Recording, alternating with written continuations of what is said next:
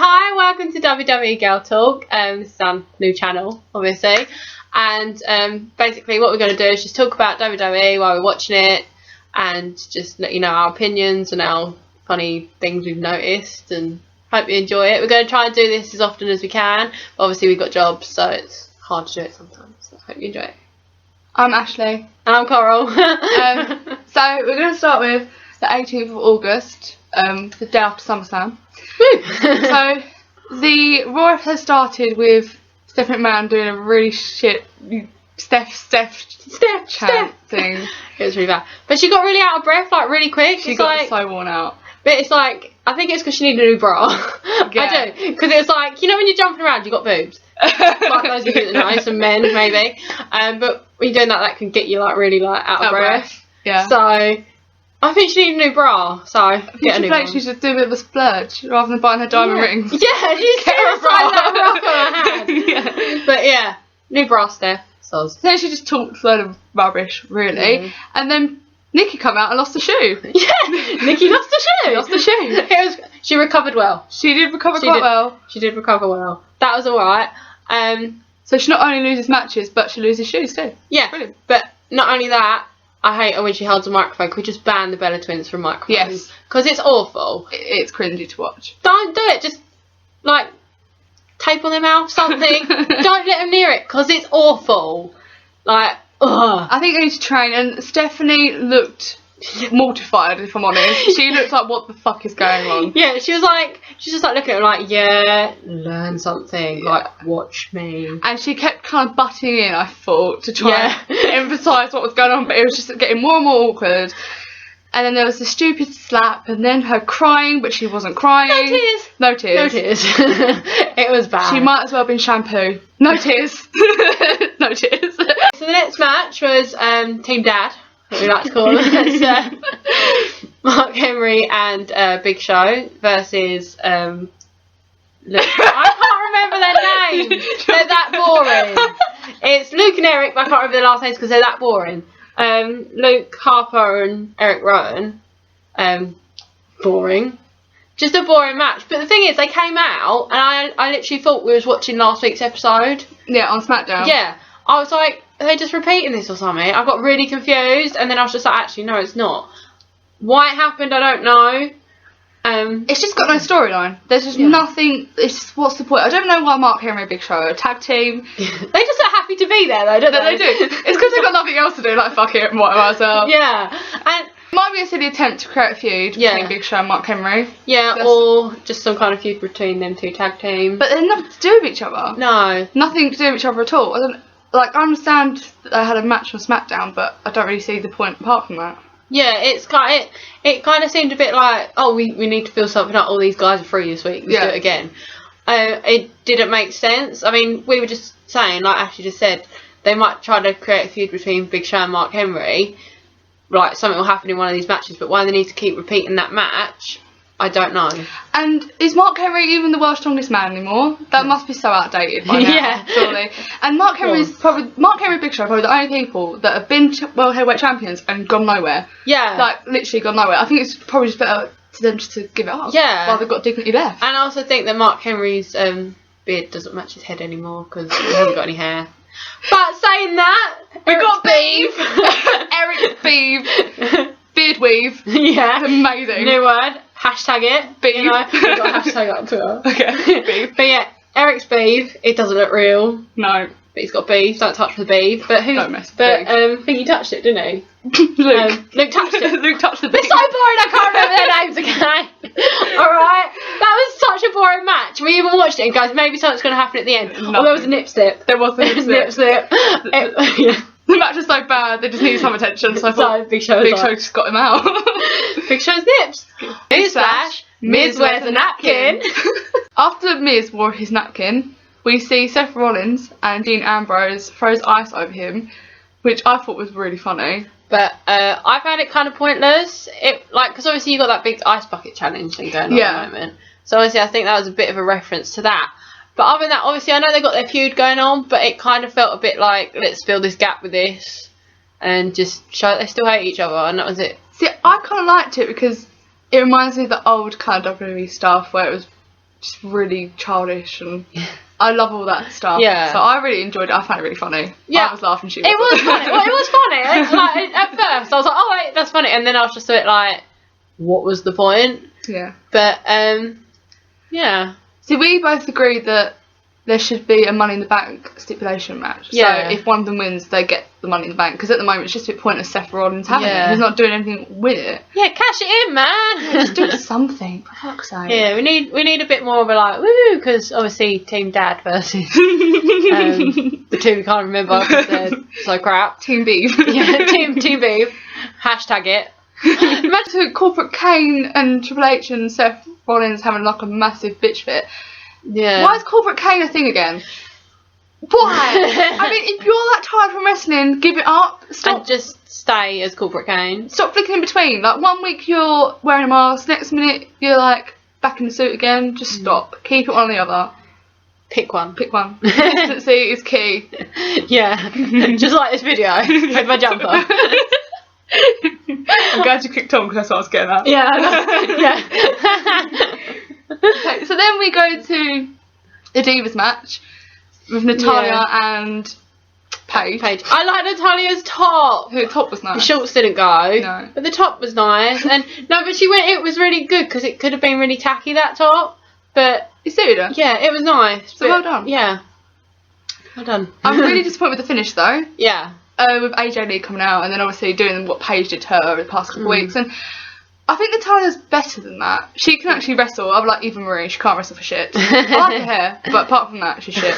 And Natalya can actually wrestle, so I was quite annoyed that she didn't really have much airtime. It's like 30 seconds, probably just a bit over that. That's the thing with the Divas wrestling at the moment, though. They seem to just focus on a couple. It's the Bella Twins and Paige and AJ. And then every other one. Yeah, in they between. just slot everyone else in just for like 5 seconds just to like kind of circle around them. It's like, I want something new, especially because like obviously Paige is quite new and she's quite exciting. I quite like Paige as a wrestler. I think she's very good and not just like kind of repping England or whatever. Yeah, but typical British. Yeah, typical British. But I do quite enjoy watching her wrestle. So it's kind of like maybe if we get some new blood in, because AJ's not very good anyway.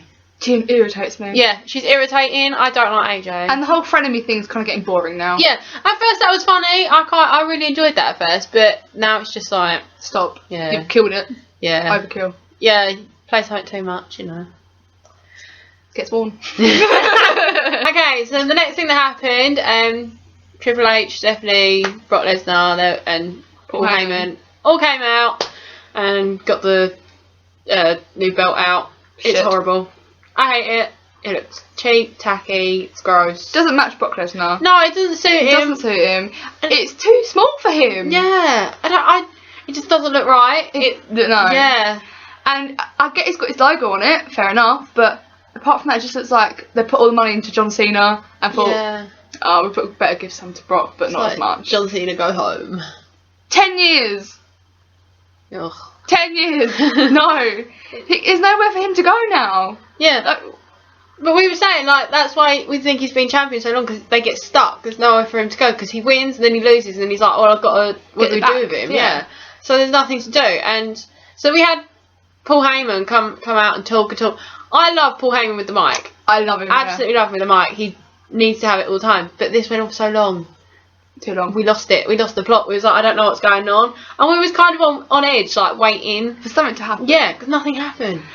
And, like, we did say at one point, oh, maybe he's saying, like, oh, John Cena should go to Paul Heyman or something. Paul Heyman guy or something. And he kind of mentioned about wanting him to be a Paul Heyman client. guy. Yeah, client. But, yeah, nothing happened. So we thought, maybe there's going to be a Brock Lesnar, Paul Heyman kind of feud thing going on, which I think would be a good idea. It's a change, you know, but then, but not only that, with, like, something new needs to happen with the championship, because it's always been John Cena trying to get it back, and they had an opportunity during that point for someone to come out and go, do you know what, you might have like beaten the best in the world, I'm better, but I'm better than you.